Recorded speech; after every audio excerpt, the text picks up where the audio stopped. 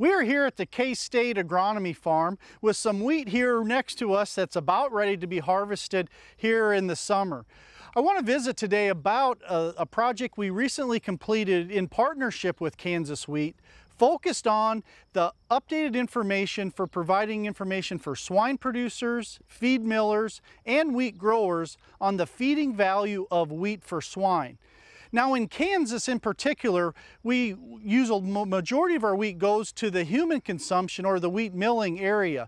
But in many parts of the world, as well as in the US, wheat is actually a predominant cereal grain used for livestock and for swine in particular. And that's no different in Kansas. Depending on the year, wheat can be a very economically and available source as cereal grain for the use in our swine diets for our producers. One of the things we wanted to do with this information is most of the feeding information was based on a lot of historical data. What we did in this project is really looked at the last 10 years in particular of a lot of the research done worldwide on the feeding value of wheat, so we can get more updated values for producers so they can more appropriately value it as they look at using it in their swine diets. First, there's some advantages of wheat relative to some other cereal grains. Wheat is a higher protein cereal grain that has more protein or amino acids that we formulate for in a swine diet. These are also highly digestible, so it gives an advantage over other cereal grains compared to corn and milo from a protein standpoint. Also, it contains a higher level of phosphorus. In almost all livestock diets, we provide additional phosphorus to meet the needs of that growing animal's body for growth and reproduction. Since wheat contains a higher level of phosphorus, we can add in less supplemental phosphorus such as monocalcium phosphate, which actually helps in the economics of wheat in a ration. The last thing from a nutritional standpoint is what we found in particular is wheat is very close to the same energy value of corn. If we'd go historical, back 20, 30 years, most of the data would show that wheat was about 91 to 93% of the energy value of corn.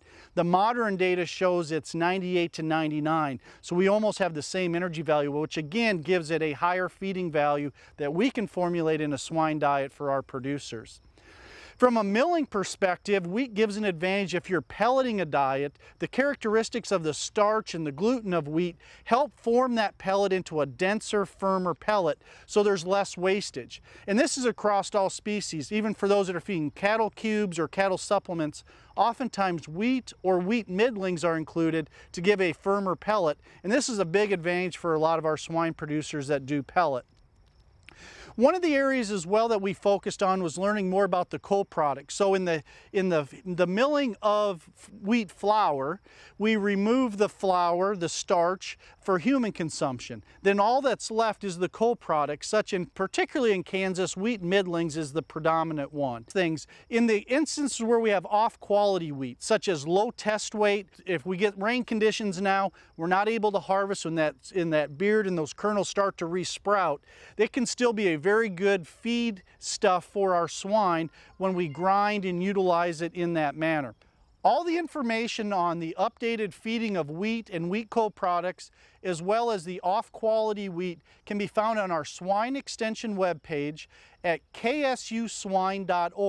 We have short fact sheets on the feeding of wheat, wheat co-products, and also utilizing these off-quality wheat products if they are harvested and they're not able to go to the milling side, but are very good products for our livestock feeding.